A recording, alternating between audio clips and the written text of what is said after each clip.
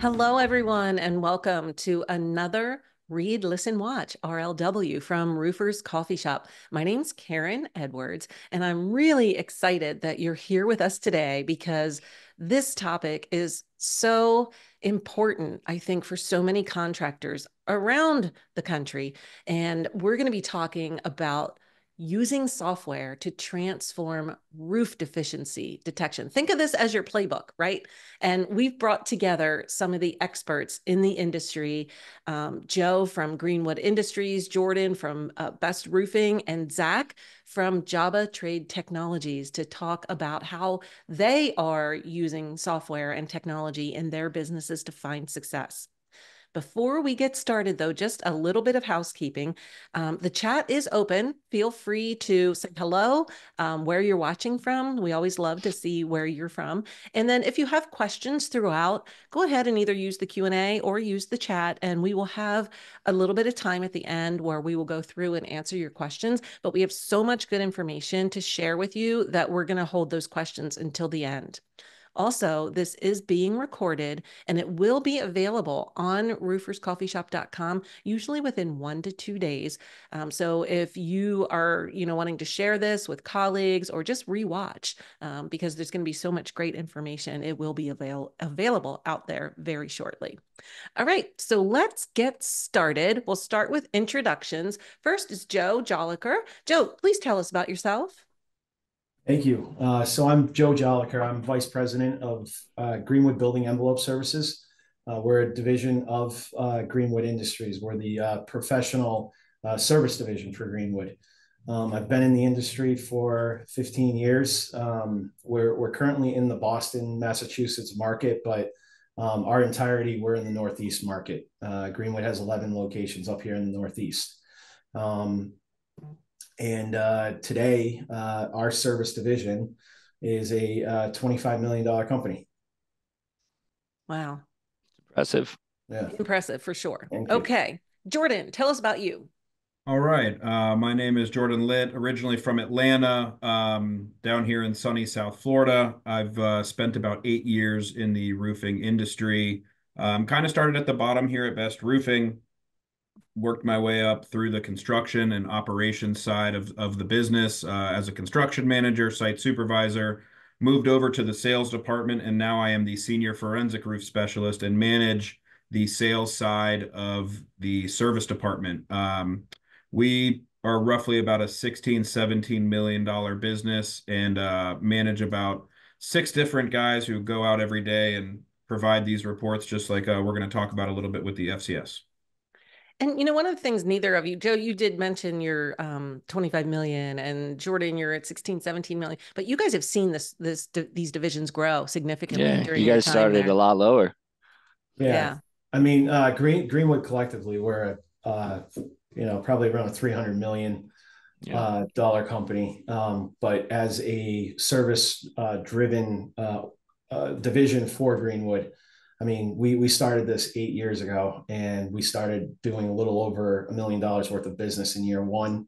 And 8 years later, the systems and processes that we put into place we're closing in on 25 million this year. So Yeah. And Jordan, what's your experience with the growth?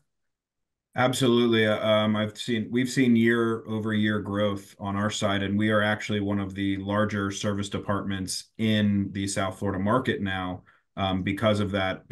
And we've seen so much of the service work that we've done actually help move those clients from a service relationship into a construction and full roof replacement, and which is really what I think the complementary side of what the service work does is we kind of, shepherd you towards that replacement phase, and then we're able to hand you over to our construction department who's going to actually replace the roof. So it's a great model that we have in place.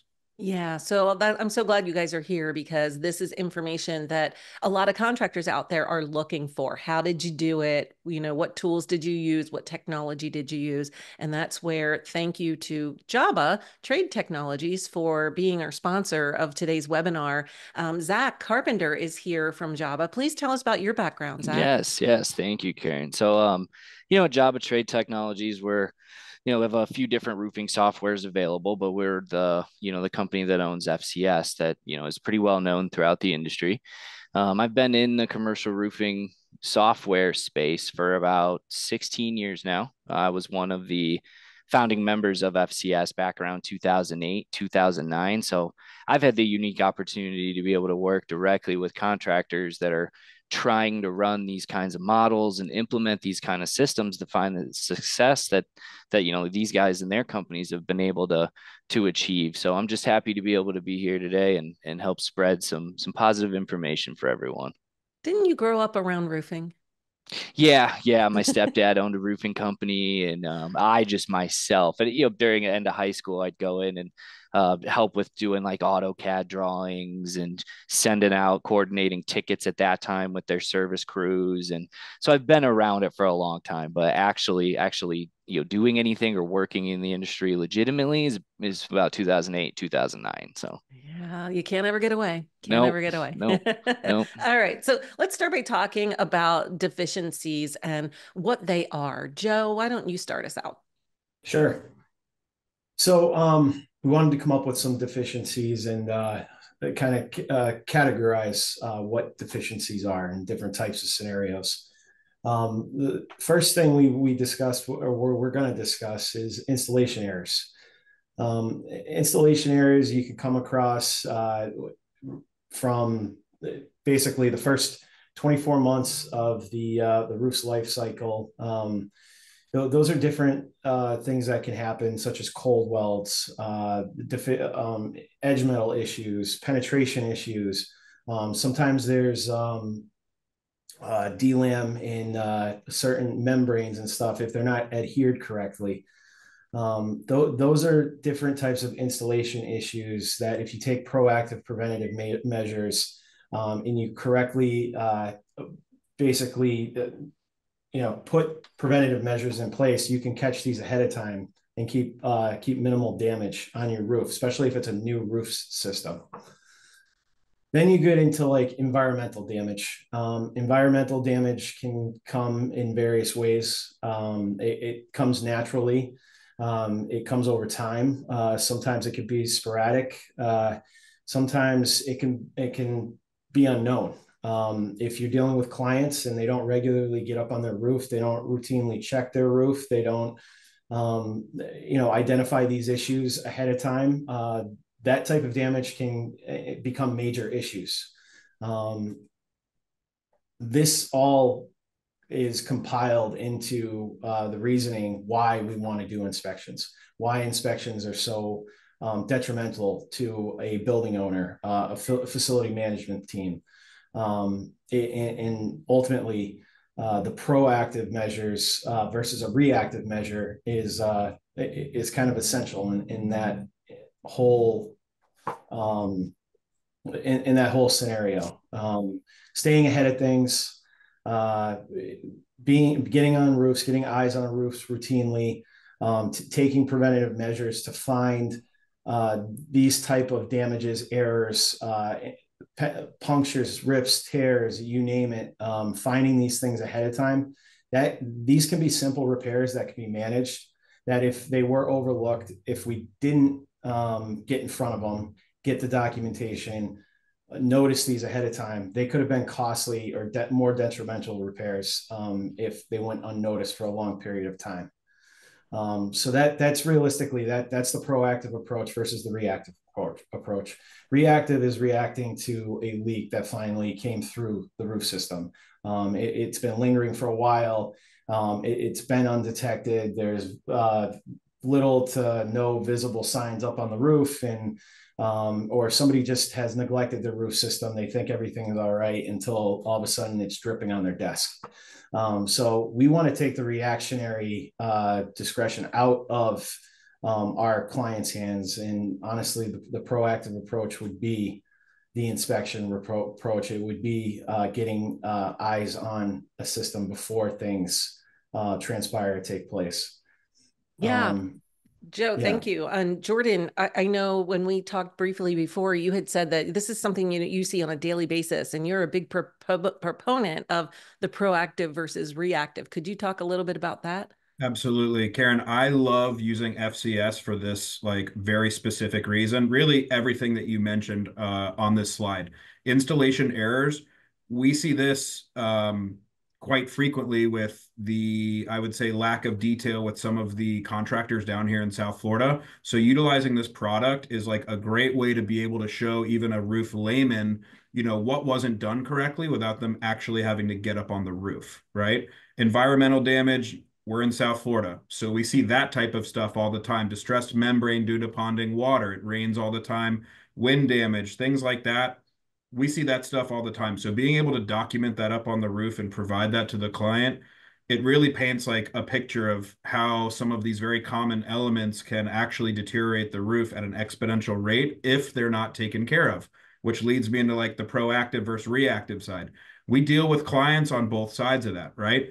The FCS report is just a great way to be able to show them, look, this is what you need to do to be proactive. Now, if you don't want to fix any of this, that's fine. We've documented it here for you, but it might cost you a little bit more if you'd rather be reactive versus proactive. And having that report and documented when you actually gave that to them versus when an issue happened, that saves you right there. So the common areas for deficiencies, once again, we have like a list of deficiencies, and I love to break it up in our custom program based on the type of material that we're using. And it's once again just a great way to highlight, for a roof layman, where the issues are, what's very common. You're going to see probably some of the same issues over and over again based on that existing condition. And it's just a great way to highlight what those problems are and break it down for the client in a way that they can understand the gravity or the importance of what it is that they're looking at. Yeah, so I want to go over to how and why to track. And you mentioned a couple of those things in your answer. But Zach, why don't you start us off and talk about the contracts and the documentation and the Yeah. reporting? Of course. So I have a unique take when it comes to these deficiencies, right? So if we go back and think to when we were opening this webinar up, Joe and Jordan were both talking about the revenue within their service business as if it was a completely standalone department in their roofing company. And it is. And the best thing that I've seen in the most successful contractors throughout my career are people that treat their service department as such. And I say that to say that if the business is service, then the product is repairs. So as we go through all this and start talking about the importance of why we need to do inspections, why we need to have these good reports, it's great for the client, it's great for you. But beyond that, your business is selling roof repairs. Every time you step on a roof or have an opportunity to be invited on a roof, you need to stock the shelves with your product, which are these deficiencies. And they come through in the form of inspections or additional repair proposals during a leak ticket or a service call. And the benefits obviously grow the business, sell the repairs, but and the why is to create better relationships and provide better service with your clients, being able to bring these things to their attention in a proactive manner. We've talked a lot about proactive and reactive, and commonly that's going to be an approach your business takes in terms of like maintenance agreement options you're going to offer. Is your customer on a proactive agreement where it's encouraged to go stock the shelves? Or is it, in a reactive environment? Even if you don't have a designated like maintenance agreement in place, there's still that relationship with the client. Are they only using you in a reactive manner? If so, try and identify that and push past it and get to a proactive position. But that was the big takeaway I wanted to implement for the why we track the deficiencies, and it's stock your shelves. Yeah. Yeah. Thank you, Zach. Mm-hmm. Joe, let's talk about the importance of moving away from paper in a service business. Yeah, I mean, so we've moved away from paper for a long time now. It's all about accountability, and with accountability, you kind of you take a uniform approach, but you also you educate and you train your employees to do everything the right way routinely, so you can keep enhancing and building your inspection programs, your inspection platform. So, I mean, with that comes basically with the uniform proposals and the inspections. You're basically taking the pad and paper out of their hands, and you're making them do everything that we need them to do while they're out on the roof. And you're capturing all of that data. You're creating like a data library, essentially, for your clients. And that in return is, like Zach said, that in return is a revenue driver for you. You're not only driving revenue for the service company, you're driving revenue for the entire company, on the production side or whatever you get into. For us, it's like the entire building envelope side, where you're creating opportunities. You're giving your clients a source of a resource, by digitizing everything, especially with FCS. We give our clients capabilities to access a portal where they can access all of their documentation. They can access their invoices. If I have field technicians up on a roof, or if I have our inspector up on a roof, and they find issues outside of whatever they're doing, if they're up there doing a repair, or if they're up there doing inspections, we have a recommended action program, then from a digital standpoint or a cloud-based standpoint, we can quickly get those actions that we want to take care of in a live scenario, to the client, so that they can make a decision on the spot. So there's all types of reasons why we want to digitize, and we want to create that cloud, that's easy to access. It takes the unknowns out of what we're doing up there.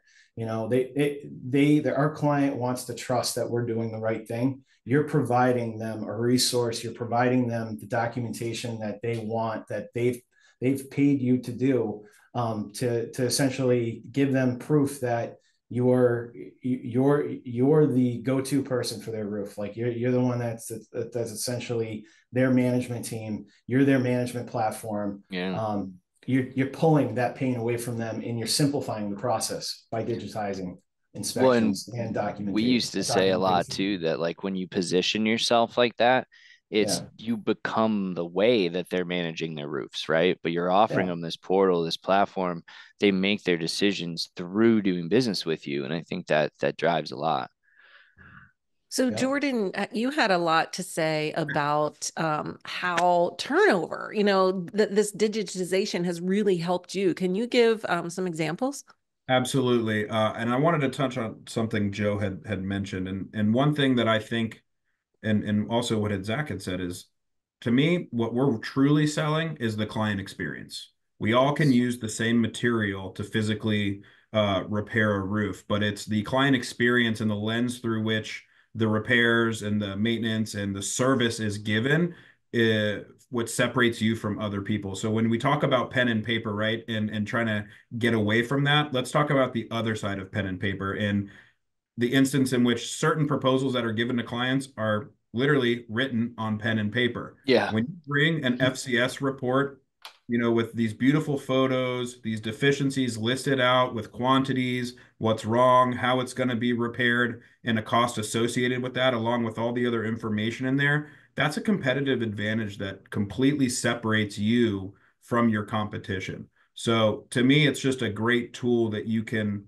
really kind of put some distance between you and the pack. And I've seen property managers with handwritten proposals on their desk when I email over my digital full comprehensive roof audit, and I just know that, we're in a different league than them. So. Oh, and I hear stories like that. I love hearing the success stories, but I hear all the time from, it's mostly like new people that sign up and start working with us, where when they deliver that first report, the customer's just blown away.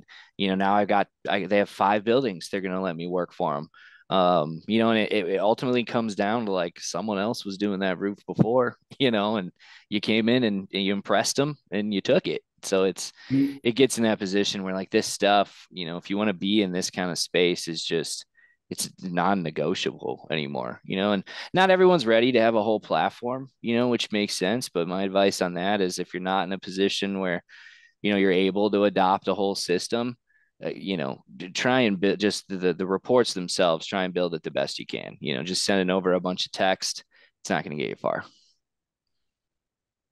Okay, so Jordan, I still want you to comment on, buildings get sold, right? New Oh, people own the absolutely. building, but new boards come in. How has having this data easily attainable helped you? Well, we have so often, especially down here in South Florida, where there's turnover at these buildings, whether that's boards that disintegrate and a new one comes into place, new property managers, and not all that information always is like a seamless transition from one to the other. It's usually quite the opposite. So, what more often than not happens is a way that we end up ingratiating ourselves with a new property manager at a building that we've consistently been doing work at is when they call us up and say, "Hey, by the way, can you tell me what you guys have been doing here? How long have you been working here?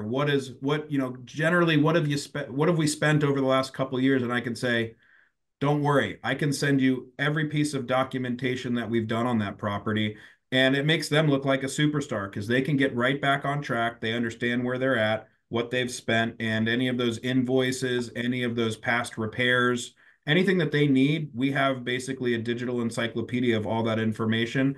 And we're just kind of the kings of documentation when it comes to that. And FCS is a great tool where when someone calls me on the phone and just asks a general question, I can open that up in the program and I can give them their answers right there over the phone. So it really helps me not have to bounce it around to different departments. They call one person, they get the information they need, and I can send it over via email in less than a couple minutes. And that goes back to that customer experience, right? Does. Whether it's, no matter what, from start to finish, it's all about the customer experience. Okay, so this sounds great, right? Everyone wants it. We love it, but how do we implement it? Joe, start us off here. How do we implement it? It starts. It honestly, it starts with a system and process, and it's not just a system that you can throw together overnight. It starts with some organization. It starts with trying to build a business plan and a business model around the CRMs that you have in place, and then training those members on your team to initiate and implement and execute these systems and processes. So the CRMs and like the service CRMs and the platforms such as FCS, those are basically the foundation to building out your service process. Everything from entering in a service call or entering in an inspection request to then scheduling it to then executing it on site, utilizing the field apps with the guys out on site to then putting it into dispatch approvals, coming back to the office, um, uh, checking everything with your service coordinator, making sure that all the documentation is correct, the deficiencies are in there, the corrective actions are in there, and then getting it ready for the invoicing process. It's a cycle, it's a process. You implement it by training your staff, training your team, and then standardizing the process, standardizing the documentation process, making it routine, implementing all of the systems into everything you do, and then in return, getting your clients educated on the offerings that you're providing them. So all the information that you've gathered, everything that you do on a day-to-day process for them, you then have to educate your clients and provide them the portals and the resources that they need. Sorry, phone's blowing up already. So you're basically educating your clients on the portals and everything that you're providing them as a resource in return, and that's basically on a simple form how we get it done here. Okay, Zach, you had some thoughts on this topic about Yeah. the want fries with that. Yeah, exactly. I'm a big proponent of that concept, of going out when you're just on a lead call, even turning a reactive approach into, or a reactive visit into, a proactive approach. So you go out and, like in our system, it's a thing called quick bids, where during the lead call, they can the technician in the field can identify any additional problems. And By having a system that's predefined, having your libraries, your pricing, the guys in the field, the technicians can just identify the issue. And where it goes from there varies company by company. If you have the kind of relationship with your customer where the tech could do a minor upsell with them, you can do it right there on site. Most of the time I see those, again, quick bid or service reports go back to like a service manager or service coordinator, and then they work with the customer or a salesperson.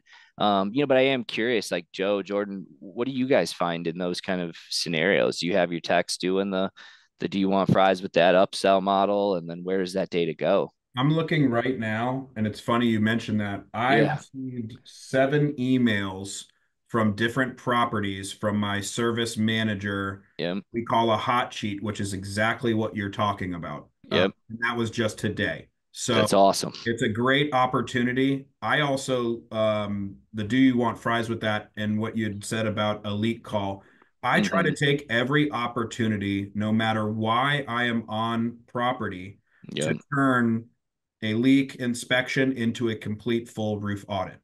Of course, I will give you the price for whatever the issue is that you called me out for, but why not Right. let me look at the rest of your roof? Why not let me call anything out that I think is something that you need to know about right now? Now, Yeah. that'll fall under those emergency categories, right? But then there's also the remedial side. So, what else do I see up there that maybe you should be aware about? And maybe it's something you should chew on and we should talk about it and follow up in Yep. a couple weeks or a couple months. So, I try to take every opportunity to switch something from just maybe a basic short scope over to a complete Yeah.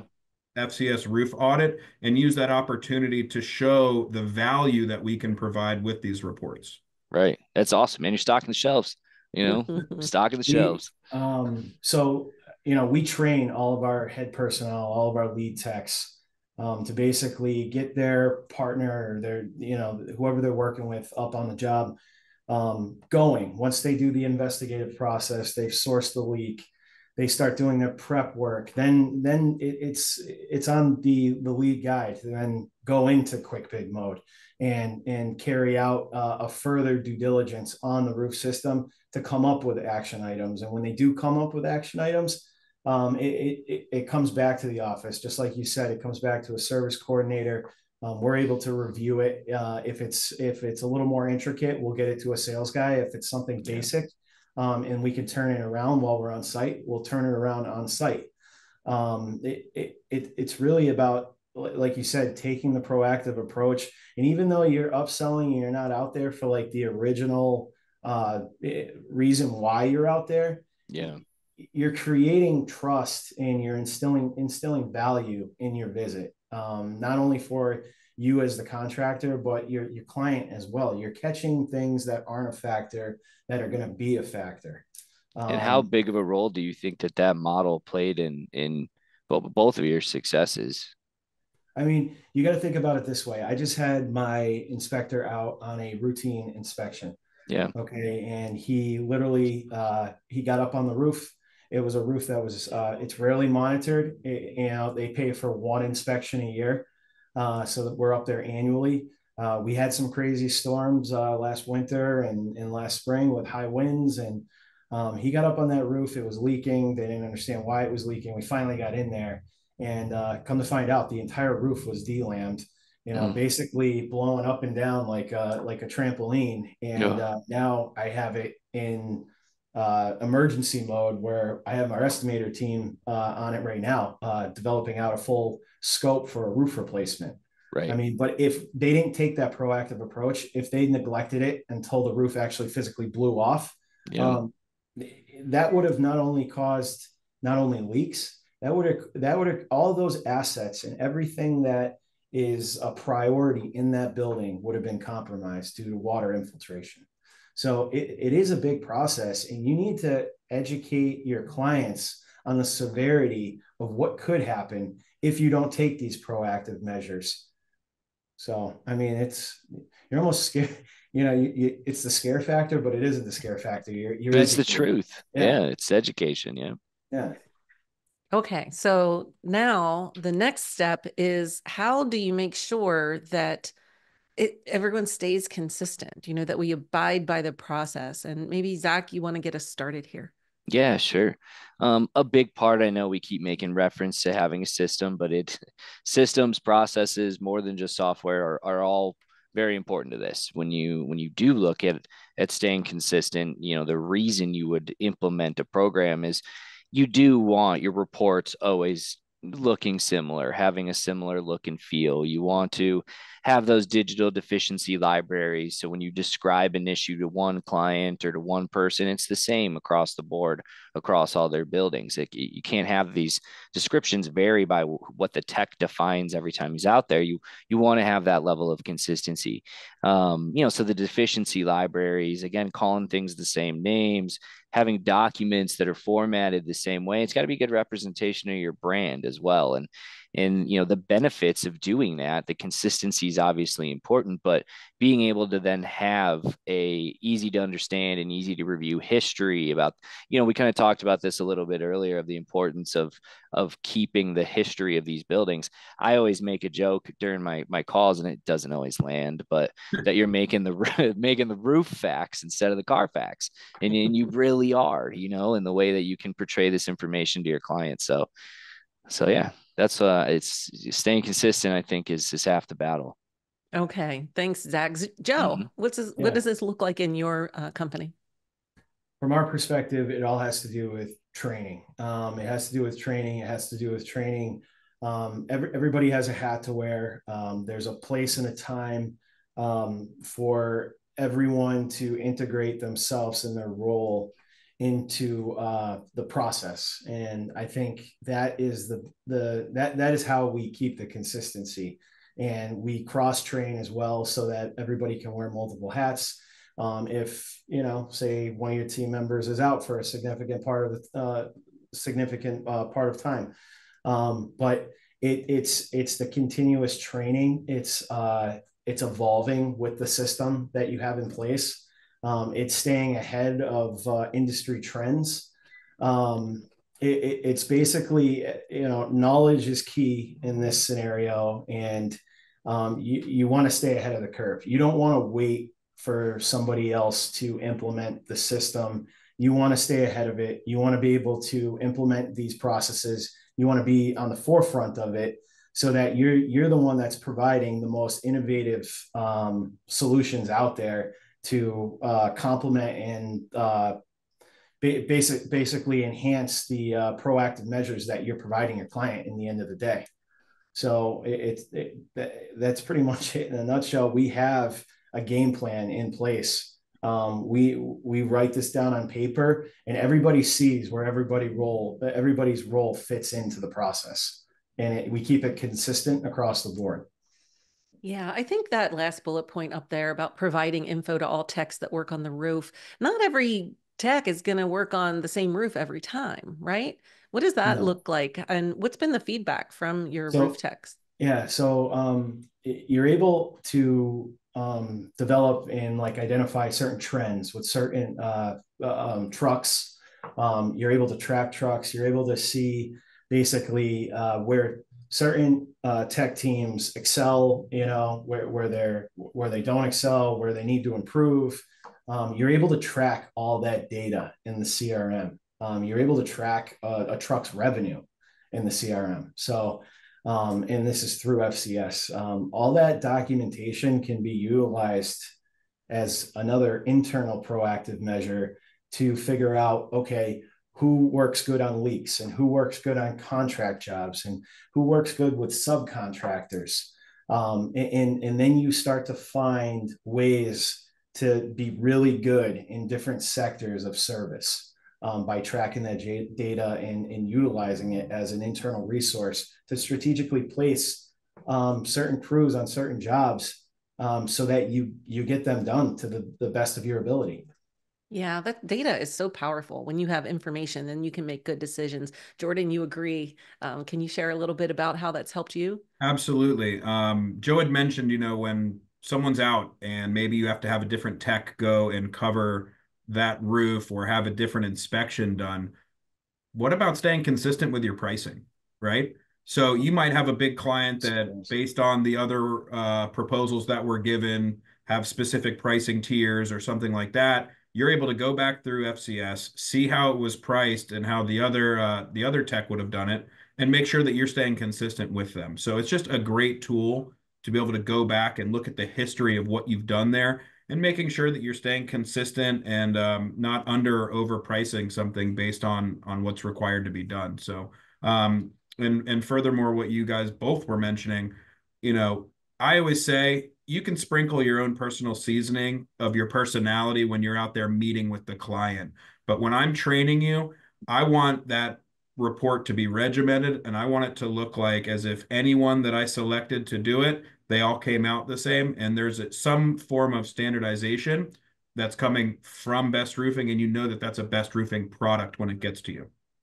Right, because they're representing your brand and your company out there. So my marketing side comes out. Consistency is really important, and that customer experience is really important. So it should be the same from time to time. Zach, you agree? I can I tell. do. I do. Yeah. No, it's everything's spot on. Yeah. It Awesome. just segues so perfectly into the next slide. It really does, almost as if we had Oh, planned this. who would have thought? Yeah, let's talk about the capabilities of deficiency libraries. Do you want to start us off, Zach? Yeah, no problem. I mean, Jordan mentioned it a couple times throughout the discussion so far is the preset pricing. I mean, one, the consistency is obviously very important, but two, being able to eliminate guesswork, being able to eliminate time of having to be put into these, which can just be routine process. Like I know, like with Jordan at Best, they custom built a feature that allows them to break out, what the labor and the materials are going to be required for each individual repair. And so when you do a quick bid or an inspection and you identify the issue, it's going to tell you right there. Here's how much materials you need. Here's everything you need. And ultimately what that does is end up calculating a unit price. That's the base version of the way our deficiency library works. But I just find that those deficiencies and those libraries and getting the preset pricing is just so important to all of this, whether you're working with a consultant that helps you price it together, or you got someone in the organization that can figure out a way to do it. There's just so much value behind it, in my opinion. Like, for Joe and Jordan, what do you guys find are some of the biggest value drivers of having those predefined libraries? Let's I talk think about one thing real quick, and that's Sure. how many opportunities you're getting, and typically it's how quick you can turn that report Yep. around, Yep. right? Especially when it's something like a leak where time is of the essence, and usually the first person that gets back to that client might be getting that job. Yeah. It's all Yep. about efficiency. So the fact that I can have, let's say, maybe 10 different deficiencies on a roof, and I can put a proposal, a full FCS report together in 20, 30 minutes, preset, understanding what I'm going to need from each deficiency. Yep. That goes a long way in allowing me to get to more inspections per day and put more opportunities out on the street and put the ball back in the customer's court. So Yep. to me, it's all about maximizing the efficiency of my guys to make sure that like I always say, I just want to get the ball back in their court as quickly as possible. Sure. Joe, how about you? it's simple. Jordan's spot on. And to take it to the next level, it simplifies the process coming in. So, all that data comes in preloaded. It's already been predetermined, preloaded out in the field. So really all it is just editing or fine tuning whatever you need to do to get it ready for invoicing. For us, it's all about turning revenue over. So we're only as good as the invoice is going out. And so I would say Jordan's spot on for all the action items and everything that makes it simplified process to upselling while you're out in the field. It's just as critical to have these deficiency libraries for everything that comes in internally so that you can effectively get that invoice to your customer and turn it around, almost instantaneously to get that thing out the door so that you can turn revenue on each project, especially for us. I mean, we turn high volumes of tickets yearly, monthly. We monitor how many tickets we do monthly, quarterly, yearly. These are all things that help us kind of forecast our years, help us budget. But the simple thing is that they come in and they go out, and we got to be we got to be as accurate as possible on that. Yeah, imagine yourself as a client where, you know, roofer picks up the phone call, is able to get out there the same day, and then within 24 hours turn around and provide you an FCS report like that. It builds so much value, and following through with doing what you said you were going to do, you've already separated yourself from a large percentage of the competition. So it really makes a difference. And like I said, it provides a competitive advantage that simplifies it and breaks it down in a way that they're able to understand without having to be so technically proficient in the industry. So that's what I love about it. We Yeah. have there's another building that we just finished a full inspection on. We utilized drone technology. We put everything in the FCS report, and I was able to educate the client on the emergency deficiencies that are in place right now. So we're jumping on those emergencies right now. Meanwhile, the immediate deficiencies that we identified was the roof itself. And literally I was able to paint the picture like, hey, we'll get on site now, we'll do the proactive things to get you dry, we'll make sure that we start this job, and if you want to finish the job with the repairs, that's fine. And she has me at a point right now where we're getting up on site, we're going to mobilize, and I'm quoting them out on a full roof replacement at the same time. That could eventually started with a simple repair, started with the inspection, a simple repair that might carry over until a full roof inspection or a full roof replacement. Sorry. So Beautiful. one thing that's on Yeah. here is tracking It's product performance. Has this system and this library helped you see, we used to use this for this kind of repairs, but we see we've been called back twice or three times. So maybe we're going to shift the type of solutions that we're using. Have you seen that at all? oh yeah, sorry. Yeah, Yeah, no, Joe or Jordan. typically, if there's an issue back on the roof, we're going to send like a service manager out there to go take a look at it. But yeah, we pivot away from the way that we might put something together based on what the field conditions require.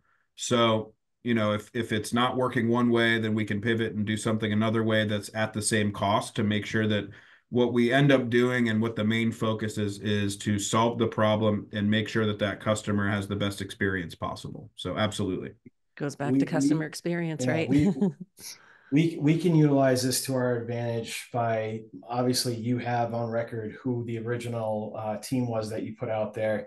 Say you sent them out there more than once, they're still not catching the leak. Sometimes it's nice to get a fresh set of eyes on something, or kind of see the way somebody else would look at it, other than that same team looking at it repeatedly over and over again.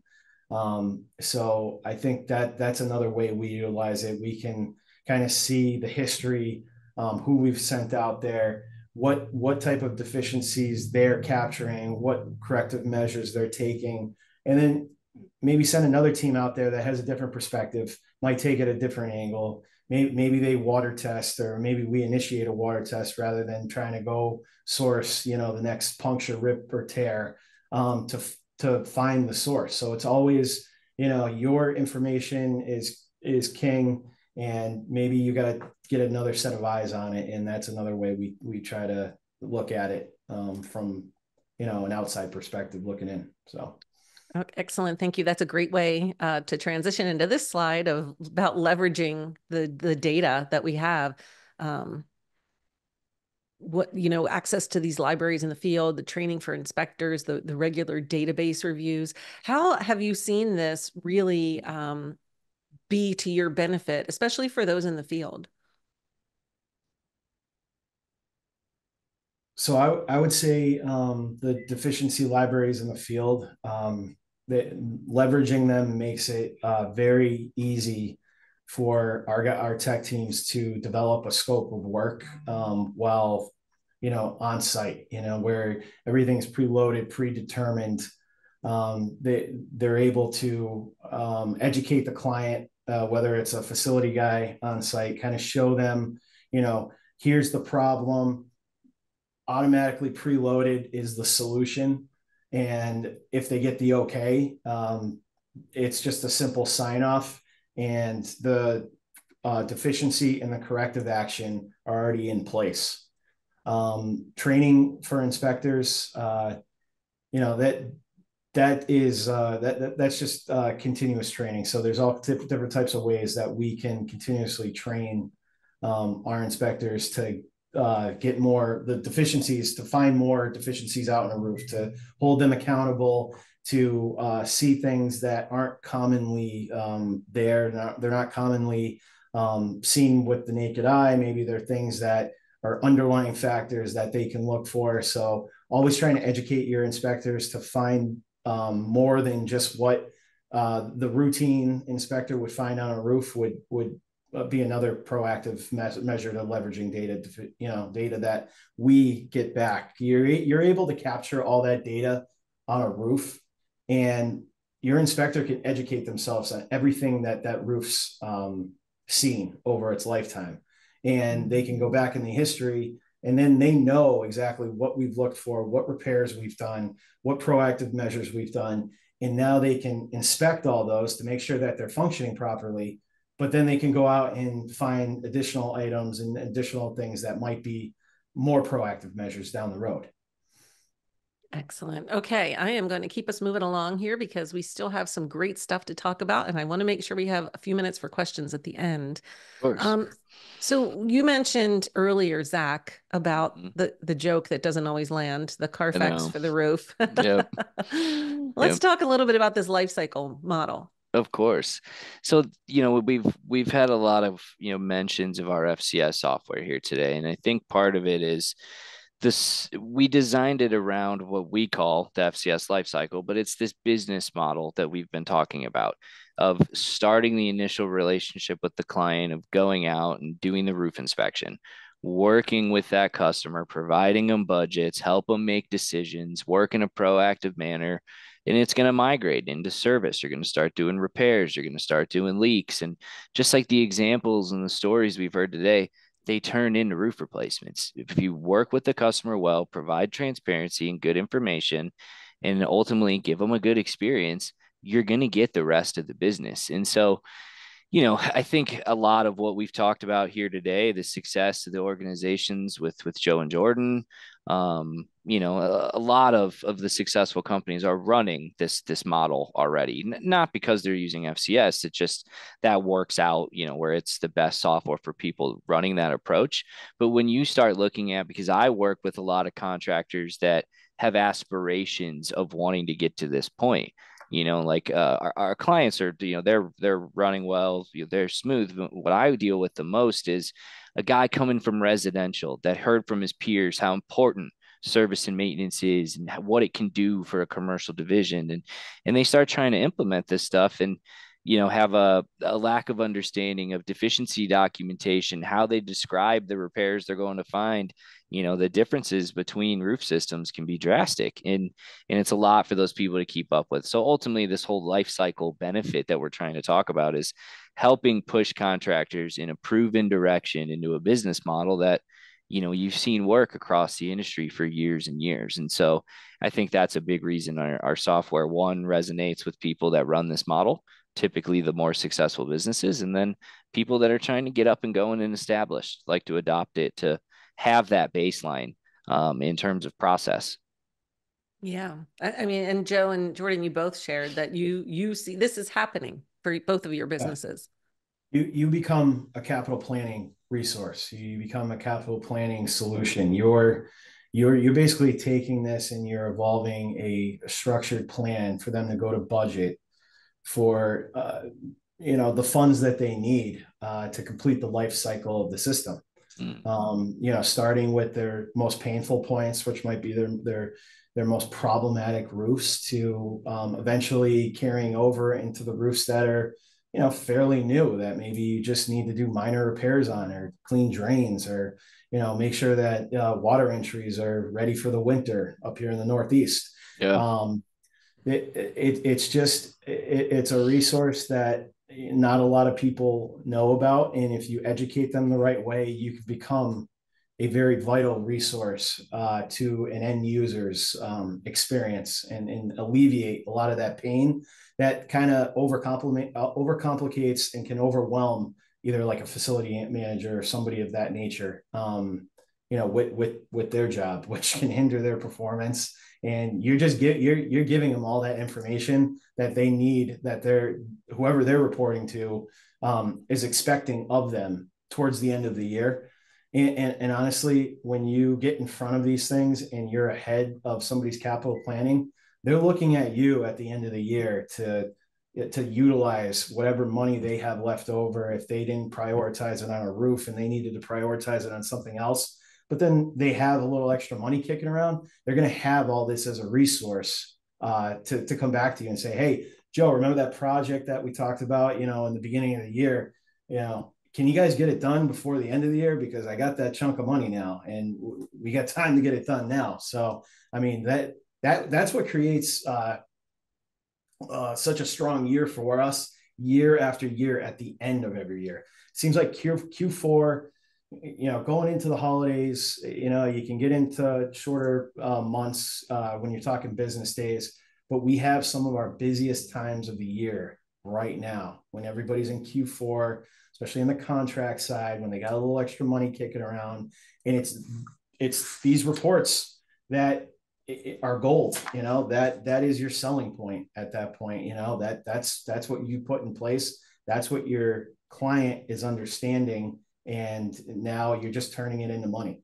Well, and then having like that history, that Carfax, like we talked about, you're able to help them see where to prioritize the funds. Like, I know you think that building's most important, but when I look at your budget, might need to do this one. And so it all plays together. It's good. We train our inspectors to not only look at the roof, but to look at other items, maybe safety enhancements, maybe different types of entry points that might need some sort of fall protection around it. There's all different simple types of work that you can throw in a report that are action items that they eventually need to get done. They might not have the money set aside for it, but they will have the money set aside for it because everybody wants to stay up with compliance and code and safety these days as well. Oh yeah. Yeah. And Jordan, I know you've been nodding this whole time. Yeah. So you're seeing the same thing, huh? He's ready.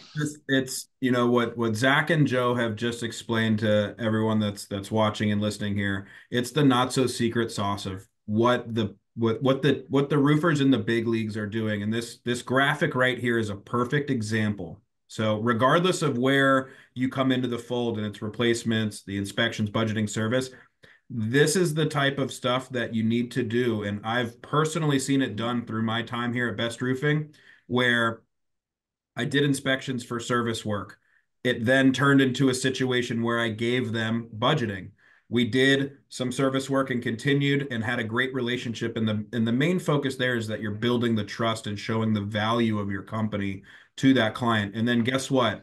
Real shocker. We end up getting the replacement and then continue servicing that property and any other properties that they may have. So this is the way to get into the big leagues. And this is the way that you can leverage this type of service that you can provide at all facets of whatever that client may need. And it's so great to have kind of seen it proven and worked time after time in people that even existing clients, but these new clients that are just blown away sometimes by what we can provide to them as a service. So. Yeah, well said. Well said. Okay, we are getting near the end here. Just want to share some resources with you for getting started in service, for enhancing your service. Of course, Jobba and FCS. Zach is available. Jobba has a full directory on rooferscoffeeshop.com with contact information and information about their systems and services. And of course, NRCA, the National Roofing Contractors Association, is always there to provide information and answer questions. I want to move on to questions because we only have 5 minutes left. And we did get one. Thank you, Chris, for sending this in. He wants to know, how do you handle presenting additional items that are in need of review or repair that are not roof related? An example, a problem that we see often is a leak caused by something other than the roof, and the customer is upset because we didn't mention it. Then we find it's either our problem to solve or we risk losing a customer. Things can be missed, especially if it's not related to the inspection of the roofing system. So a lot of this falls into, making sure that you're people know what they're doing when they get out on the roof, and how to identify not only what could be a roof issue, but what could potentially not be a roof issue. And making sure that, one thing that I'll often do is in our observational photo category is show those deficiencies that are not necessarily roof related, but make sure that it's clearly stated in the proposal that this could be the location of the active water intrusion, and making sure that they know that, a contractor within that trade is most likely going to have to come out. And if that also involves us, put a price in there that they could use to understand what their budget might be for that repair. But I try to make anyone that is looking at that report well aware of any other potential water intrusion conditions other than the roof as often as possible, because I want them to know also that I'm being as thorough as I can when I'm out on their property. Joe, any additional thoughts?